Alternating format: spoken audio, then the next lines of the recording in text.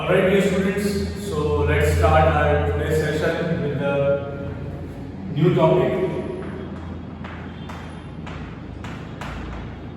Say selective catalysis.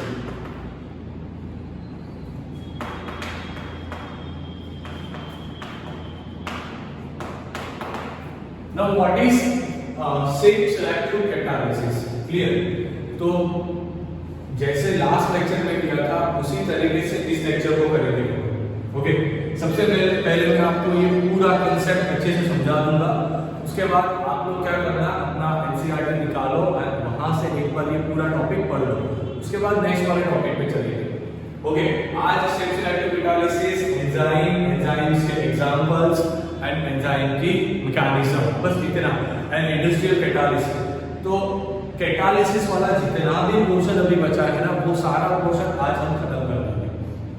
Next session से colloids पे जाएंगे, कोलॉइड्स पे 2 लेक्चर बनाएंगे। उसके बाद इमल्सन पे जाएंगे, इमल्सन के ऊपर एक लेक्चर बनेगा। सो मैक्सिमम 3 to 4 लेक्चर्स, तो chapter number 5 will be over. Okay, देखो बहुत इजी है सेल्फ सेलेक्टिव कैटालिसिस। क्या क्या याद रखने वाले पॉइंट्स हैं? तो सबसे पहला पॉइंट जियोलाइट। सबसे पहला पॉइंट जियोलाइट। ओके, जियोलाइट होता है सेल्फ सिलेक्टिव कैटालिसिस। क्यों ऐसा होता है, मतलब ये क्या चीज है? सेल्फ सिलेक्टिव कैटालिसिस का मतलब क्या है? सबसे पहले समझो जियोलाइट का स्ट्रक्चर कैसा होता है।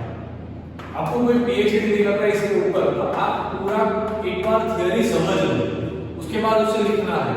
जियोलाइट का स्ट्रक्चर कैसा होता है? उसका स्ट्रक्चर होता है हनीकॉम्ब लाइट। जियोलाइट का स्ट्रक्चर होता है हनीकॉम्ब लाइट। ओके, उसमें जो सिलिकॉन एटम्स होते हैं वो रिप्लेस होते हैं एल्युमिनियम एटम से, मतलब एल्युमिनियम सिलिकेट का एक एग्जांपल है।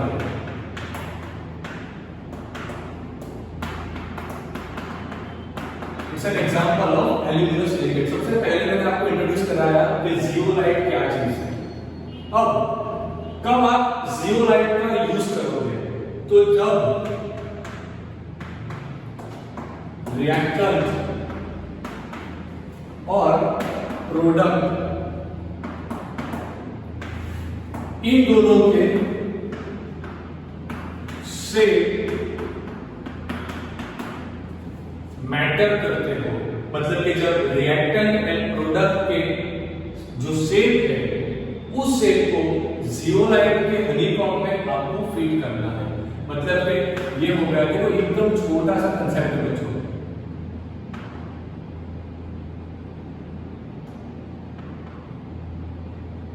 इस टाइप का कुछ हनीकॉम्ब लाइक स्ट्रक्चर होगा, इसके अंदर जाकर रिएक्टेंट बैठेगा। ओके, दूसरा रिएक्टेंट इसके अंदर जाके बैठेगा एंड वो लोग कुछ रिएक्शन लगाएंगे। तो जो शेप है रिएक्टेंट प्रोडक्ट का वो उस तरह से होगा जो हनीकॉम्ब स्ट्रक्चर में जाके फिट होगा। एंड इसी वजह से जियोलाइट बोला जाता है सेल्फ सिलेक्टिव कैटालिसिस। बस इतनी सी स्टोरी है, इतनी सी ही बात है। ओके, अब सबसे बेसिक एग्जांपल जो टेक्स्ट बुक में दिया है वो वाला एग्जांपल। कई बार क्या होता है, जियोलाइट जो होता है, जियोलाइट नेचुरली भी मिलेगा, कई बार जियोलाइट हम बनाते हैं सिंथेटिकली इन लैबोरेटरी। तो ये 2 चीज आप याद रखना। ओके, एक जियोलाइट का एग्जांपल ZSN5। ZSN5 एक सेल्फ सिलेक्टिव कैटालिसिस का एग्जांपल है। This is an example of This is an example of self selective catalysis.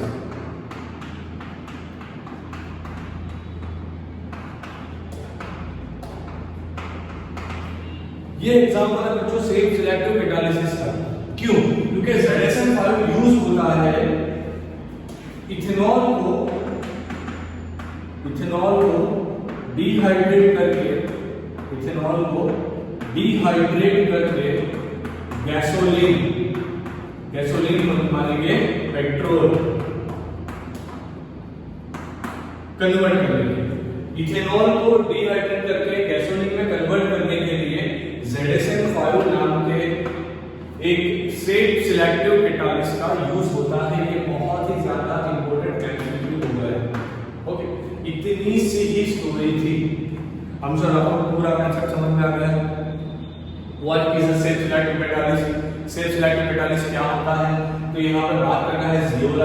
उसका स्ट्रक्चर कैसा होता है, देखो पॉइंट्स पे जाओ, वो कंसेप्ट में मत जाओ। उसका स्ट्रक्चर होगा हनीकॉम्ब लाइक स्ट्रक्चर, वो बेसिकली एल्यूमिनियम सिलिकेट होता है, रिएक्टेंट प्रोडक्ट का सेट जो होगा उस हनीकॉम्ब स्ट्रक्चर में जाके फिट हो पाएगा। बेसिक एग्जांपल क्या था, ZSM5, ये मुबीन नाम की कंपनी ने बनाया था, उसके बेस पर से इसका नाम ZSM5, last M is stand for the मुबीन। ओके, सो ZSM5 एक शिप सिलेक्टिव कैटालिसिस जिसका यूज होता है इथेनॉल को डिहाइड्रेट करके गैसोलीन में कन्वर्ट करना है। अब जो पेट्रोल होता है ना बच्चों, वो अल्केन ही है, is a mixture of alkane. तो अगर आप बुक रीड करोगे तो वहां पे ऐसा स्टेटमेंट लिखा हुआ मिलेगा कि आपको मिलता है मिक्सचर ऑफ हाइड्रोकार्बन या फिर gasoline.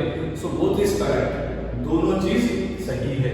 So I am sure concept अच्छे से गया दिमाग में। एक बार वीडियो को पॉज लगा दो यहाँ पे एंड एनसीईआरटी निकालो, एनसीईआरटी निकाल के एक बार सारी चीज मतलब कि ये शेप सिलेक्टिव कैटालिसिस वाली चीज एक बार पढ़ लो, साथ में नोट बनाओ, बाद में वीडियो रिज्यूम करना। Okay, take a screenshot fast and post the video and read the book fast.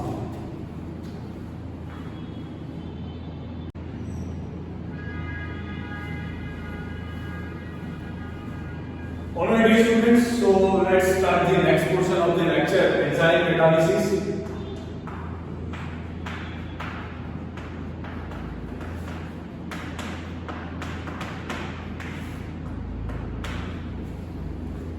Enzyme catalysis. अब कंसेप्ट समझो बच्चों, एंजाइम कैटालिसिस क्या होता है, कैसे काम करना है, आपको किस तरह से सारा कंसेप्ट लगाना है।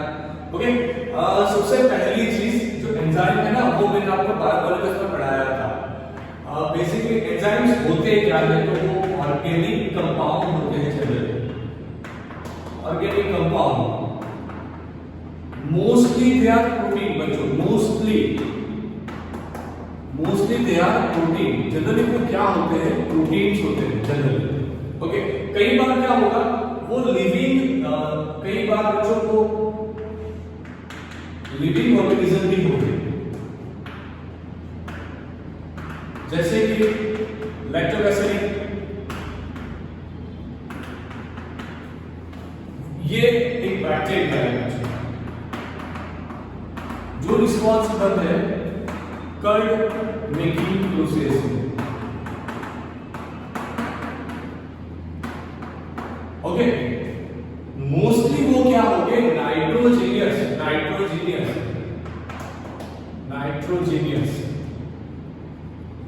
ऑर्गेनिक कंपाउंड होते हैं, मतलब कि बेसिकली वो प्रोटीन होते हैं। नाइट्रोजीनियस ऑर्गेनिक कंपाउंड यानी कि वो लोग बेसिकली प्रोटीन्स होते हैं।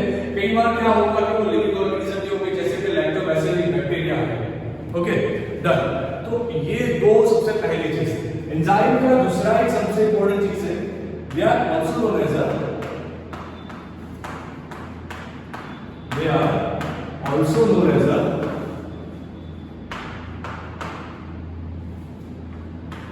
बायोकैटालिस्ट।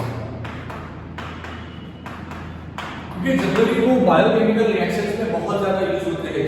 जितनी भी बायोकेमिकल रिएक्शन है वहां पे जो कैटालिस्ट यूज होता है उसे बोला जाता है biocatalyst. Okay, so they are also known as a biocatalyst and reaction carried out by biocatalyst is known as a biocatalysis. Reaction done by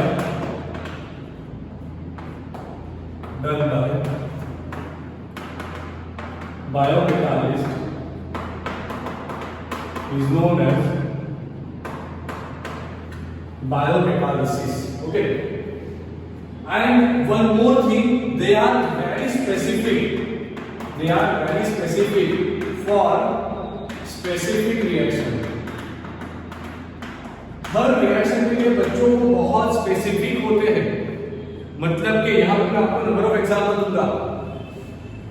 her biochemical reaction के लिए उसका बायोकैटालिस्ट या उसका एंजाइम फिक्स होता है। ओके, जैसे कि सबसे पहला आप एग्जांपल ले लीजिए, यहां पे आप मोलासिस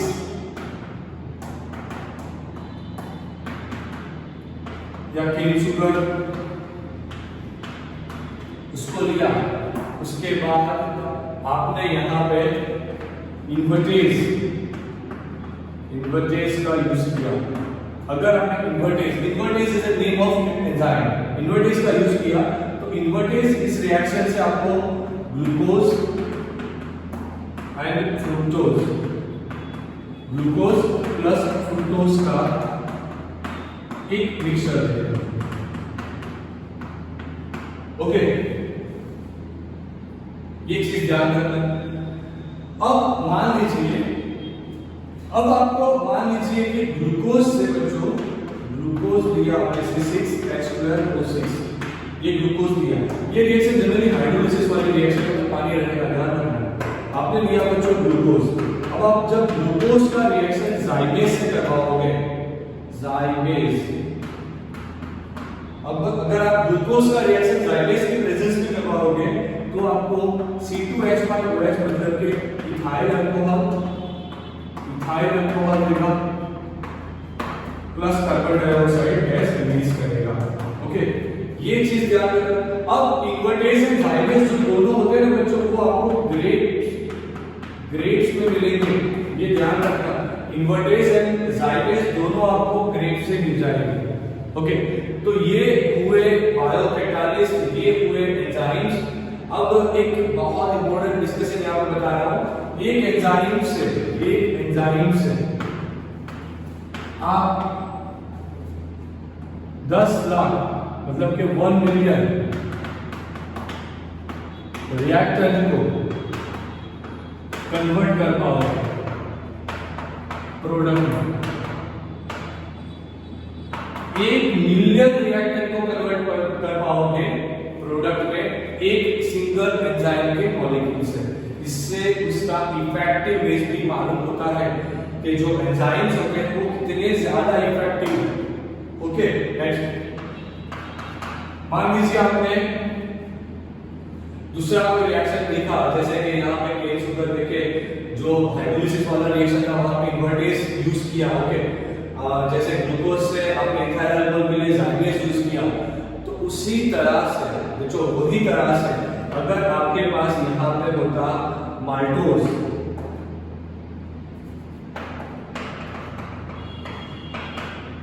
अगर आपके पास होता माल्टोज तो आप यहाँ पे माल्टेज यूज करते एंड आपको मिलता जो मॉलिक्यूल्स ऑफ ग्लूकोज। ये सारी चीजें बच्चों आपको बुक में दी गई है, ये सारी चीजें आपको बुक में दी गई है, तो ध्यान रखना। ओके, माल्टोज होता तो आप माल्टोज मतलब माल्टोज से ग्लूकोज बनाने के लिए माल्टेज का यूज करते। अगर आपके पास स्टार्च होता, उसका हाइड्रोलिसिस करवाना होता, तो आप यहाँ पे डायास्टेज यूज करते, डायास्टेज यूज करते। डायास्टेज से आपको स्टार्च का हाइड्रोलिसिस वाला प्रोडक्ट मिलता, ग्लूकोज प्लस ग्लूकोज। ओके, ये दो प्रोडक्ट आपको मिलता। डायास्टेज जो होता है बच्चों को यीस्ट में पाया जाता है। सारी की सारी इंफॉर्मेशन या पढ़ोगे तो अच्छे से समझ में आएगा। यूरिया का हाइड्रोलिसिस करवाना हो अगर आपको, यूरिया का हाइड्रोलिसिस रिएक्शन बुक से एक बार देखो बच्चों, मैं आपको उसको याद रखने का फैसला समझा रहा हूं। यूरिया का हाइड्रोलिसिस करवाना हो तो यूरिएज यूज करना पड़ेगा। ओके, एंड यूरिया का हाइड्रोलिसिस, अब देखो यूरिएज जो होता है वो दूसरे कोई अमाइड को हाइड्रोलाइज नहीं कर पाता, वो दूसरे अमाइड को हाइड्रोलाइज नहीं कर पाता। तो छोटे छोटे नाम है बच्चों, और कुछ नहीं यहाँ पे। ओके, जैसे कि हमारे स्टमक की बात आई तो स्टमक के अंदर पेप्सिन नाम का एक एंजाइम पाया जाता है जो जिसका बेसिक काम होता है प्रोटीन को डाइजेस्ट करना। इसका काम होता है प्रोटीन को डाइजेस्ट करना। तो पेप्सिन क्या हो गया? पेप्सिन हो गया एंजाइम, पेप्सिन हो गया एंजाइम। तो यहाँ पे आपको नंबर ऑफ एग्जांपल, अब जो क्वेश्चन आपके एनसीईआरटी में आ रहा है सेल्फ सिलेक्टिव कैटालिसिस के बिल्कुल नीचे वाला टॉपिक, तो वहां पे आपको क्या मिलेगा? बेसिक इंफॉर्मेशन एंजाइम्स क्या है एंड एंजाइम्स का डिफरेंट एग्जांपल। आपको यहाँ पे क्या याद रखना है? So what you have to remember, यहाँ पे आपको एंजाइम्स का नाम, एंजाइम्स के नाम एंड उनके फंक्शन, किस रिएक्शन में वो जनरली यूज होते हैं, वो चीज आपको यहाँ पे याद रखनी है। ओके, अब आप क्या करोगे, एज आगे भी मैंने आपको बताया है ना, इसका स्क्रीनशॉट निकालो, वीडियो पॉज करो, पूरा कंसेप्ट अच्छे से एनसीईआरटी से पढ़ो, उसके बाद उसे नोटबुक में लिखो, उसके बाद वीडियो रिज्यूम करो। पूरा केमिस्ट्री का लेक्चर करीबन 1.5 आवर तक का चलना चाहिए। Okay, so take a screenshot dear students and let's complete the last portion. इसका स्क्रीनशॉट निकालो, पॉज करो, एनसीईआरटी से पढ़ लो, लास्ट पोर्शन कंप्लीट करना है। Take a screenshot.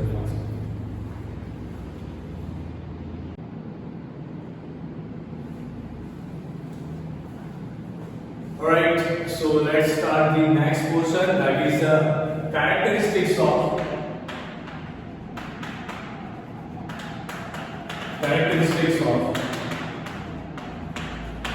enzyme catalysis. Enzyme catalysis characteristics क्या है, मतलब कि उनका फीचर्स क्या है।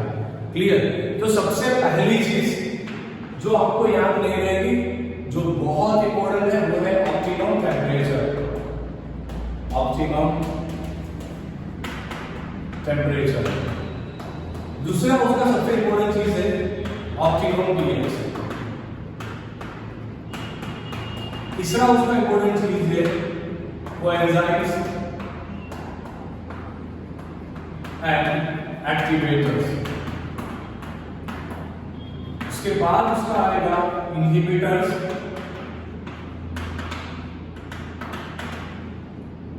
एंड पॉइजनर्स। पांचवा आएगा जो बहुत इजी है, ऑलरेडी आप पढ़ के आए हो, वेरी स्पेसिफिक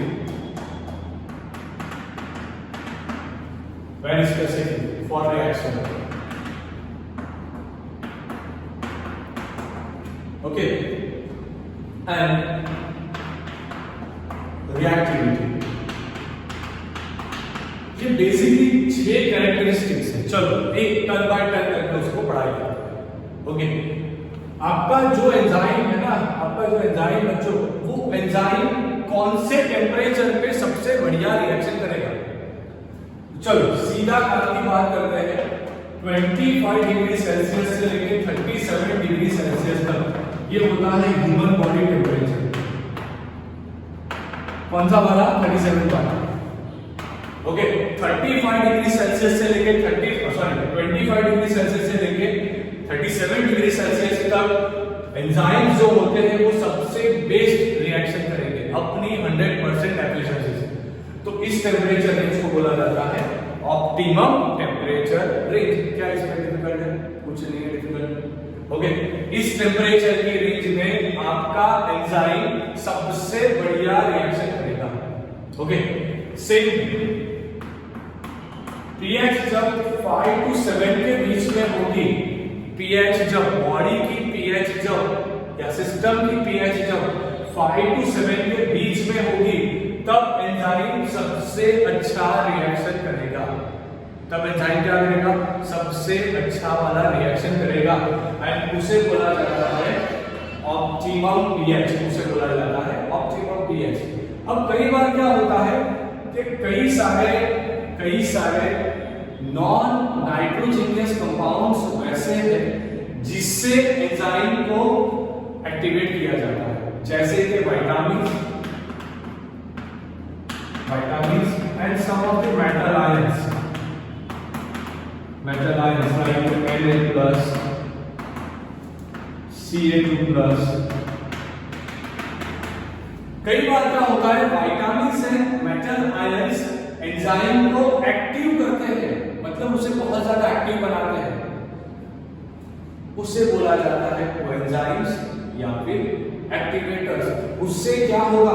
एंजाइम की एक्टिविटी बढ़ेगी, एंजाइम कैटालिसिस की एक्टिविटी और ज्यादा बढ़ेगी। उसे कौन बढ़ाएगा? Vitamins and metal ion. And जो उस एक्टिविटी को रिड्यूस करे, कर दे बच्चों, उसे बोला जाता है इनहिबिटर या फिर पॉइजन्स।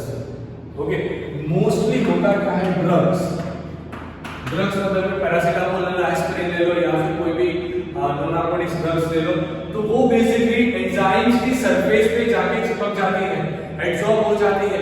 उससे होता क्या है? एंजाइम्स का एक्टिव सरफेस एरिया कम हो जाएगा, उससे एंजाइम्स की एक्टिविटी रिड्यूस हो जाएगी। बात खत्म। इतना छोटी छोटी चीजें हैं ना बच्चों, अगर आपने मेरे तरीके से लेक्चर पढ़ना शुरू कर दिया तो मेरा गारंटी है कि पूरा सरफेस केमिस्ट्री बहुत अच्छे से क्लियर होगा। Very specific for each reaction जो अभी डिस्कस किया, अभी एग्जांपल्स में देखे उसके ऊपर, एंड रिएक्टिविटी वो भी डिस्कस किया कि एक एंजाइम सफिशिएंट होता है 10 लाख मॉलिक्यूल को 1 लाख मॉलिक्यूल को कन्वर्ट करने के लिए। ओके, अब आप क्या करो, अपना एनसीईआरटी निकालो।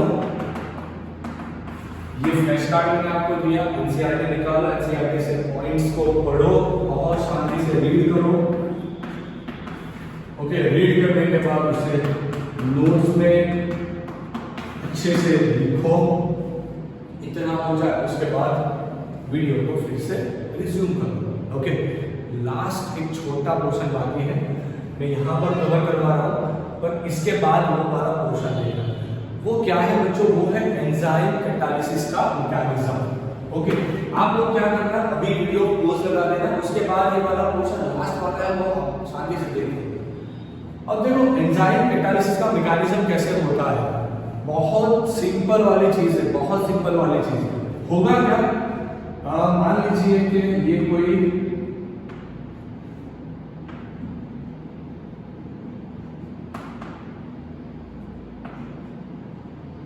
ये बच्चों है हमारा सबस्ट्रेट, मतलब कि वो वाला रिएक्टर। ओके, अब ये आ गया हमारा एंजाइम। ये जो की जैसा लग रहा है, लग नहीं रहा की है, ये है हमारा एंजाइम। सबसे पहला होगा क्या, एंजाइम अपनी एक्टिव साइट से, एंजाइम अपनी एक्टिव साइट से जाके चिपकेगा सबस्ट्रेट के अंदर। ओके, एंजाइम के ऊपर है ना बच्चों वो OH, OH इस तरह से फ्री ग्रुप्स होते हैं, उससे उसको चिपकने में आसानी होती है H1 से। ओके, तो वो जाके सबस्ट्रेट में चिपकेगा। उसके बाद जैसे आप चाबी घुमाते हैं तो होता क्या है, लॉक खुलता है ना, वही तरीके से चाबी आपको वापस मिलेगा, चाबी आपको वापस मिलेगा एंड यहाँ पर आपको दो प्रोडक्ट मिलेगा। तो इस तरह से इसका मैकेनिज्म होता है। बहुत सिंपल मैकेनिज्म है। सबसे पहले क्या होता है, मान लीजिए जो चाबी है ना, वो चाबी होता है एंजाइम जाएगा सबस्ट्रेट के अंदर, कुछ घूमेगा, कुछ होगा, उसके बाद क्या होगा कि ताला खुल गया, मतलब कि दो चीज अलग हो गई, ऊपर वाला भाग अलग हो गया, नीचे वाला भाग अलग हो गया, मतलब कि आपको दो प्रोडक्ट मिल गए। इसी तरह से एंजाइम्स काम करते हैं। डन, बात खत्म। तो पूरा सेशन यहाँ से कंप्लीट हुआ। इंडस्ट्रियल कैटालिसिस ऑलरेडी मैंने डिस्कस किया हुआ है, कॉन्टैक्ट प्रोसेस में वैनेडियम पेंटोक्साइड, हेबर में Fe, ये दो सबसे बेसिक एग्जांपल है जो याद रखना है आपको। नेक्स्ट सेशन से बच्चों कोलोइड स्टार्ट कर रहे हैं।